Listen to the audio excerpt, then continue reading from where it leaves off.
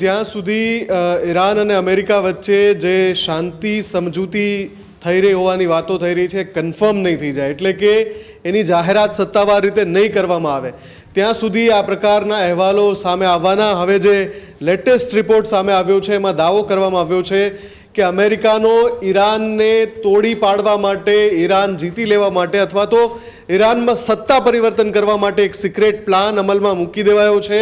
અને આ જે પ્લાન છે એ લીબિયા મોડેલના અનુસરે છે.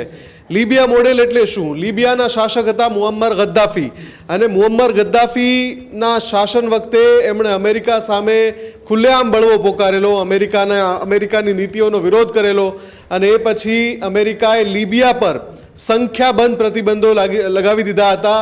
અને એ પછી જ્યારે સમજૂતી માટે વાત આવી, અમેરિકા લીબિયા પર હુમલો કરે એવી વાત થઈ, અને પછી સમજૂતી માટે વાત આવી, ત્યારે લીબિયાના જે શાસક છે મુઅમ્મર ગદ્દાફી એ 2003માં અમેરિકાને પોતાના તમામ પરમાણુ હથિયારો સહિત આખો જે એમનો સિક્રેટ પરમાણુ સંયંત્ર હતું એ આખું સોંપી દીધું અમેરિકાને 2003માં. અને એ પછી 8 વર્ષ બાદ હવે જ્યારે આ સમજૂતી થઈ લીબિયા અને અમેરિકાની, ત્યારે શરત એ હતી કે લીબિયા પર હવે પછી કોઈ હુમલો અમેરિકા કે સાથી દેશો નહીં કરે.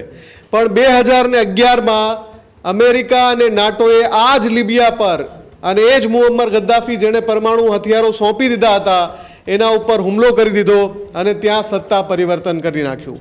એ પછી શું થયું કે મુઅમ્મર ગદ્દાફીની ત્યાં જ ગૃહયુદ્ધ થયું લીબિયામાં, અને એની હત્યા થઈ ગઈ. એટલે કે આ જ પ્રકારનો એક પ્લાન, જેને લીબિયા મોડેલ તરીકે ઓળખવામાં આવે છે, એ ઈરાન પર લાગુ કરવા ટ્રમ્પ જઈ રહ્યા છે, એ પ્રકારના દાવા થઈ રહ્યા છે. અને આખી ઘટનામાં પડદા પાછળ ઇઝરાયલ હોવાની વાત છે.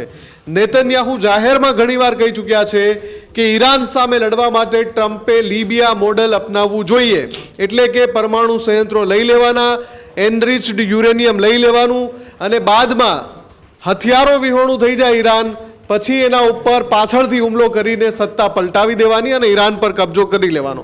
આ પ્રકારનો પ્લાન હોવાનો દાવો થઈ રહ્યો છે.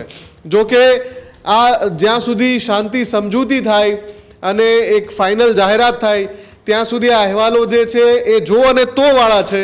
પણ ઈરાન પોતાનું જે એનરિચ્ડ યુરેનિયમ છે એ યુરેનિયમ સોંપવા માટે તૈયાર થયું છે, એ પ્રકારની વાતો સામે આવી. એ પછી આ બીજો એક અહેવાલ સામે આવ્યો કે જેમાં અમેરિકા ઈરાનનો ખાત્મો કરવા માટે, મોસ્તબા ખામનેઈનો ખાત્મો કરવા માટે આ લીબિયા મોડેલ પર ચાલી રહ્યા હોય એવી વાત સામે આવી છે.